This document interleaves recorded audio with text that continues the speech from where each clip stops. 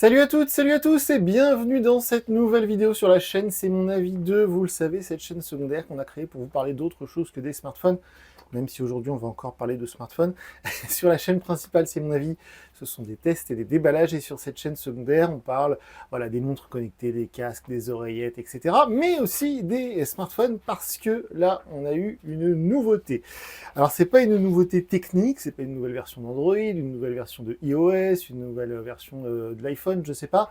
Non, c'est une nouvelle version de la législation. Alors, c'est rare qu'on en parle sur la chaîne, mais en fait, de plus en plus, la loi s'immisce dans ce marché des smartphones, à mon grand regret.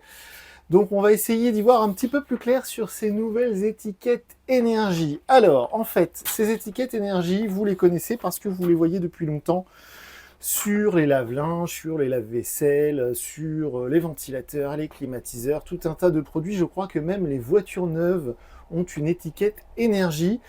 Alors, loin de moi l'idée de faire de la politique sur cette chaîne, mais déjà les années précédentes, puisqu'on fait ça depuis maintenant 8 ans, c'est mon avis, on a été impacté à plusieurs reprises par des lois qui sont souvent d'ailleurs complètement à côté de la plaque, il faut le dire, puisque pendant plusieurs années, 5 ans environ, donc on a lancé la chaîne en 2017 ou 2018, je ne sais plus, et puis pendant à peu près 4-5 ans, tous les smartphones qu'on a déballés, il y avait des oreillettes à l'intérieur de la boîte parce que c'était une obligation, une loi de la fabuleuse ministre de la Santé Marisol Touraine, la ministre de François Hollande à l'époque, qui avait jugé qu'une oreillette filaire c'était mieux pour la santé parce que si on mettait le téléphone à l'oreille, ça faisait des cancers. Voilà. Donc c'était ça son idée. C'est elle d'ailleurs qui a interdit les boissons illimitées dans les fast-foods, genre KFC, tout ça, la fontaine à soda, c'est interdit à cause d'elle.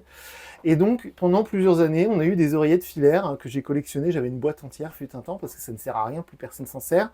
Mais voilà. Et puis, il y a 2-3 ans, ils ont dit « Oh oui, c'est idiot, les oreillettes filaires, on s'en sert plus, les gens, ils ont des AirPods et tout ça. » Donc, ils ont arrêté. Bon, en plus, ils se sont dit c'est pas très écologique, parce qu'en fait, les oreillettes filaires, souvent, même parfois en tout cas, elles finissent à la poubelle. Bref. Et ensuite, on a eu cette loi européenne qui fait que désormais, dans les boîtes de smartphone, il n'y a plus de chargeur. Alors ça, je trouve ça vraiment stupide. Déjà, économiquement, pour le client, c'est une mauvaise idée parce que faut aller acheter un chargeur. Et je sais qu'il y en a plein qui me disent oui, des chargeurs, on en a plein à la maison. Mais alors, quand on achète le nouveau Samsung, le nouveau Xiaomi ou autre, qui prend une charge jusqu'à 80 watts, c'est pas chez Action ou à Lidl que vous allez trouver un chargeur USB-C 80 watts. Il faut aller le commander, généralement, donc on va le commander. Donc il y a un camion, une camionnette qui va venir chez nous pour nous livrer le chargeur qui aurait dû être dans la boîte. Donc l'écologie, là, je sais pas où elle est. Bref. Donc, nouvelle invention de nos génies. Alors, dites-moi dans les commentaires si vous le savez. Je ne sais pas si c'est une législation européenne ou purement française. Une chose est sûre, c'est que j'ai réussi à choper au tout 7 étiquettes énergie, sachant que certains constructeurs, Motorola en l'occurrence, avaient anticipé. Parce que si vous regardez nos vidéos de déballage sur la chaîne principale, ça fait déjà plus d'1 an que dans tous les Motorola, et à chaque fois d'ailleurs, j'étais là, mais pourquoi ils font ça? Maintenant, je le sais, ils étaient en avance sur la loi, puisqu'ils mettaient dans la boîte de leur smartphone, les Motorola Edge, les Motorola Razr, il y avait des étiquettes énergie, qui sont d'ailleurs des étiquettes autocollantes, donc dans la boîte d'un smartphone, ça fait un peu bizarre, mais bon. Et il y a aussi Honor. Honor a bien anticipé, puisque ça fait quelques semaines, quelques mois, que tous les Honor qu'on déballe sur la chaîne, notamment le 400 Lite, le 400, il y a une étiquette énergie. Dans les Samsung, je n'ai pas vu d'étiquette énergie. Pourtant, on peut trouver les étiquettes énergie sur les sites des revendeurs. Par exemple, vous allez sur le site de Boulanger, vous allez sur la fiche du Samsung Galaxy A26, et quand vous cliquez sur le petit A ou B vert qui correspond à la note énergétique du téléphone, ça vous ouvre une page avec l'étiquette au format PDF. Donc c'est ça que j'ai imprimé. D'ailleurs, je m'excuse d'avance pour la qualité d'impression qui est plutôt mauvaise. On va prendre la grande, ce sera plus facile. Donc pourquoi je voulais vous parler de cette étiquette énergie? Déjà parce que ça nous concerne, nous sur la chaîne on déballe beaucoup de smartphones, donc a priori on va souvent voir ce genre de choses. Personnellement je trouve ça complètement inutile. Bon, la manière écologique, aller imprimer, concevoir des étiquettes autocollantes qu'on va mettre dans les boîtes qui seront à 99,9% jetées à la poubelle, je vois pas trop l'intérêt, bref. Donc par exemple celle-ci c'est le Honor 400, qu'on a testé il y a très peu de temps sur la chaîne. Donc, a priori, alors je ne sais pas comment ça se passe, quels sont les protocoles de test qui font les tests, et est-ce que ça ralentit l'arrivée sur notre marché de certains modèles? J'ai peur que oui. J'ai peur que certains marchés, comme par exemple l'Angleterre qui ne fait plus partie de l'Union européenne, vont avoir des smartphones avant nous, parce que chez nous, le constructeur va devoir dépenser de l'argent pour faire l'étiquette énergie, j'imagine par un cabinet indépendant, genre Veritas ou je sais pas quoi, là, je suis sûr que c'est ce genre de truc, vous savez, là, ceux qui font les normes ISO et tout ça, je pense que c'est eux qui vont faire ce genre de choses. Et puis ensuite, mettre ça dans les boîtes de smartphones et envoyer les smartphones en France. Donc je pense que ça va rallonger le délai pour nous, Français, en tout cas, bref. Donc là, a priori, le Honor 400, il est noté A, donc ce serait la meilleure note. Alors, pourquoi? J'en sais fichtrement rien. L'autonomie, ça je trouve ça très très drôle.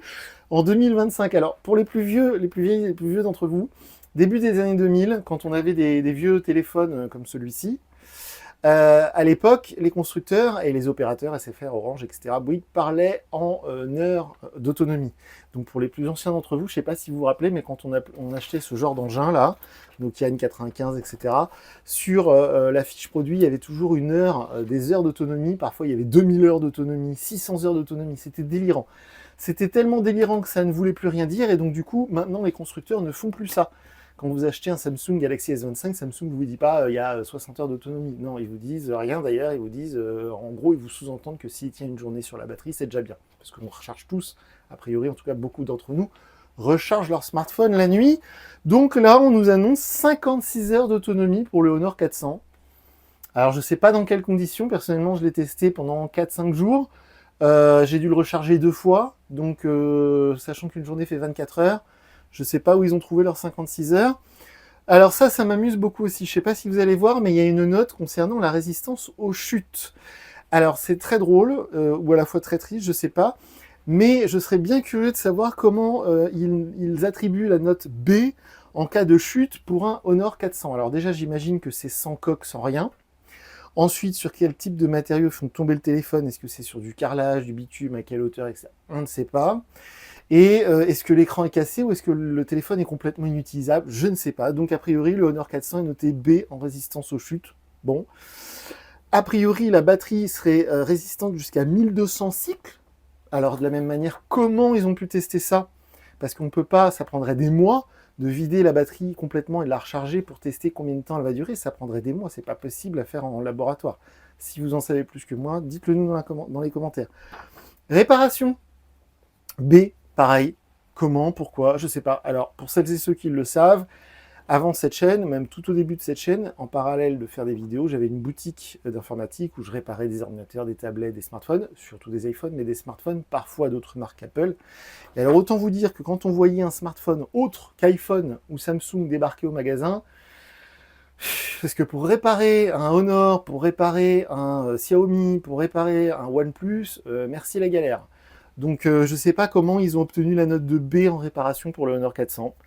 Voilà, est-ce qu'ils se sont amusés comme iFixit? Vous savez, c'est un site spécialisé, iFixit, qui démonte les appareils pour voir si c'est facile à réparer. Est-ce qu'il y a des fonctionnaires français ou européens qui se sont amusés à démonter un Honor 400 pour voir comment c'est? Je ne sais pas. Et donc ça, par contre, c'est la seule chose que je trouve utile sur les fiches produits, là, les nouvelles fiches énergie, c'est la résistance à l'eau. Donc ça, je trouve ça bien parce que peu de gens en parlent.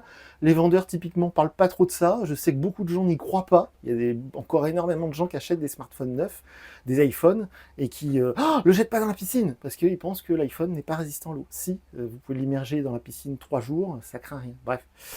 Donc là, IP65, ça, c'est le seul truc que je trouve bien. Donc ça, c'est Honor 400. Alors je l'ai imprimé en grand pour qu'on la déchiffre un petit peu, ok.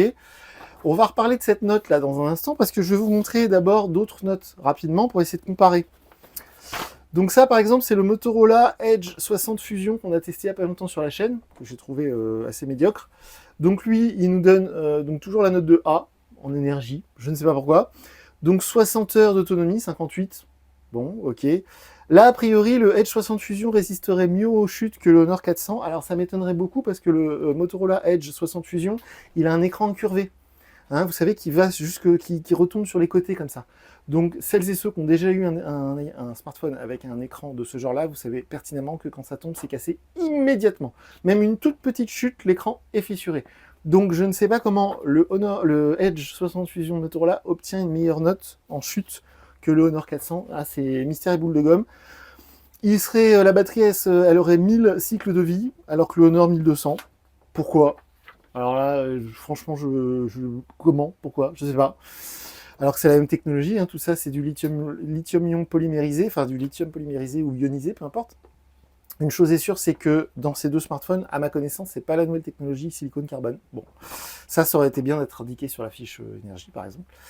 Réparation, pareil, ils lui ont donné B, IP68, ok. Là, c'est donc le Honor 400, on vient de le voir, hein, il est ici, ok. Ça, c'est le Samsung Galaxy A36. Alors là, attention, on ne sait pas pourquoi, le Galaxy A36, en énergie, il serait noté C.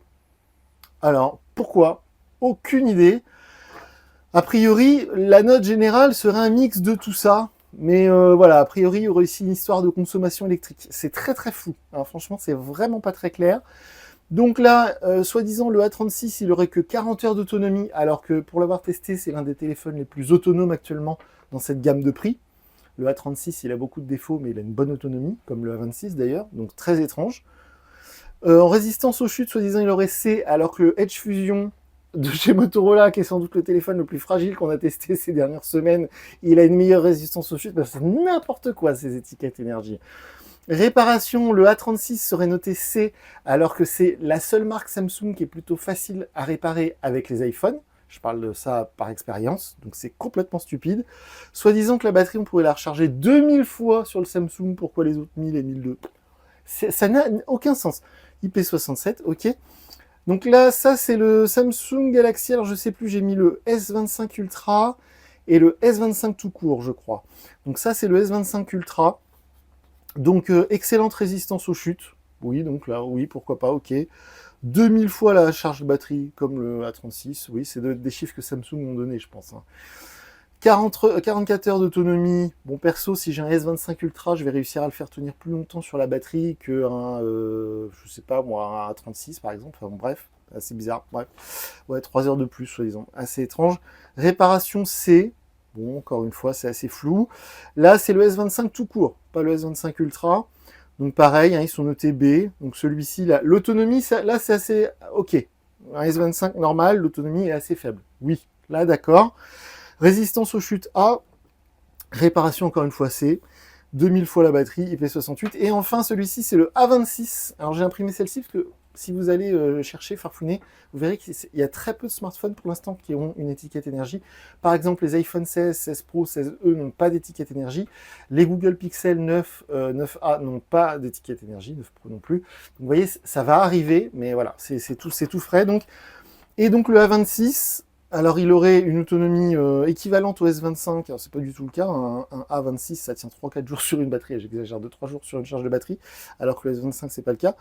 Résistance aux chutes, il serait plus fragile qu'un S25, ça j'y crois pas non plus, parce qu'un A26 et un A36 c'est tout en plastique, et c'est les téléphones les plus vendus en France depuis plusieurs années, hein. A15, A25, etc., depuis plusieurs années. Donc si on remonte à 14, à 24, etc. Et ce sont des téléphones qui sont résistants. Ils sont pas très beaux, c'est pas le meilleur rapport qualité-prix, mais au moins ils ont un intérêt, ils sont résistants. Donc très étrange. Bref.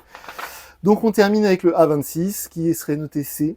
Donc résistance aux chutes B, réparation C, et a priori, alors je sais pas pourquoi la batterie elle se rechargerait que 1200 fois, alors que celle-ci 2000 fois. Enfin, ça n'a ni queue ni tête, c'est complètement bidon. Voilà, c'est clair, hein, c'est bidon. Il y a une ou deux infos intéressantes sur le papier.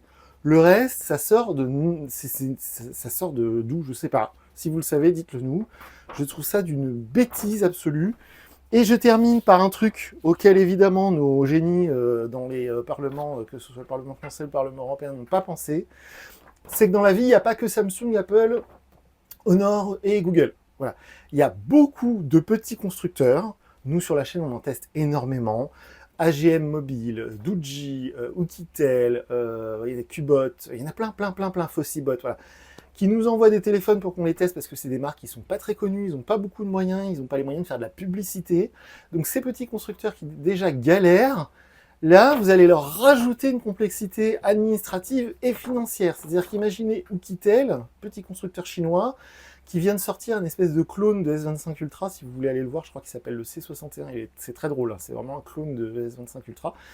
Et donc déjà, j'imagine que ça fait des mois qu'ils bossent là-dessus, là ils ont pas mal communiqué, ils vont sans doute nous envoyer le téléphone pour qu'on teste, donc ça veut dire qu'ils ont été obligés de payer un bureau français de vérification, d'authentification, je sais pas quoi, là il y en a plein, vous savez, il y a Decra, Veritas et tout, il y a plein de bureaux comme ça qui font les normes ISO, je suis sûr que c'est eux qui vendent ce genre d'étiquette, là, de certification, ou sans doute peut-être un laboratoire indépendant, je sais pas, et donc pour avoir ça, et le foutre dans la boîte, et voilà. Honnêtement, je trouve ça mais stupide, et on va terminer par là, parce que tout à l'heure j'ai oublié d'en parler, donc les notes là, A, B, C, pourquoi je vous dis que c'est bidon ? Parce que je vous donne un exemple tout bête. C'est censé refléter la consommation énergétique de votre smartphone. Genre, si vous achetez un smartphone noté A, genre vous faites un geste pour la planète. Alors, on va être clair un instant.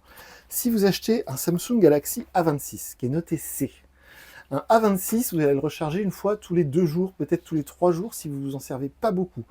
Mon beau-père, des gens comme ça, ils rechargent leur téléphone tous les 2-3 jours parce qu'ils ne sont pas le nez collé dessus toute la journée. Si vous en servez beaucoup, vous allez le recharger toutes les nuits. Ok. Une chose est sûre, c'est que tous les téléphones qui sont là, ils ont une batterie d'à peu près 5000 mAh. Donc que vous rechargiez votre batterie en 15 minutes avec un chargeur 80 watts, parce que vous avez acheté un smartphone haut de gamme, ou que vous le rechargiez en 2 heures avec un chargeur 30 watts, parce que vous avez un smartphone, on va dire, normal, ça consomme la même quantité d'électricité. C'est juste l'électricité, elle arrive plus ou moins vite dans la batterie. Donc une fois que le téléphone est chargé, ça ne consomme plus d'électricité, ou très peu, donc même si vous le débranchez, voilà, hop. Donc si on fait le calcul sur la durée de vie d'un smartphone, par exemple 2 ans, vous gardez votre téléphone 2 ans, et pendant 2 ans, vous allez le recharger toutes les nuits. Mais que vous achetiez un A26 de chez Samsung, ou un S25, ou un Honor 400, vous allez consommer, à pas grand-chose près, la même quantité d'électricité, la même quantité d'énergie, parce que c'est le nom de cette étiquette. Donc c'est complètement stupide. Et de la même manière, je vois pas pourquoi le fait que le téléphone alors, soit plus réparable et plus résistant, alors ça aussi c'est vraiment bidon. Adressez-vous dans n'importe quelle boutique de réparation de téléphone près de chez vous, les mecs vous diront le téléphone le plus facile à réparer, je sais que ça ne plaît pas quand je dis ça, mais c'est l'iPhone, c'est aussi simple que ça. Et derrière, toutes les petites marques, c'est une galère sans nom, souvent c'est même pas vissé, c'est collé, donc c'est très chiant à faire.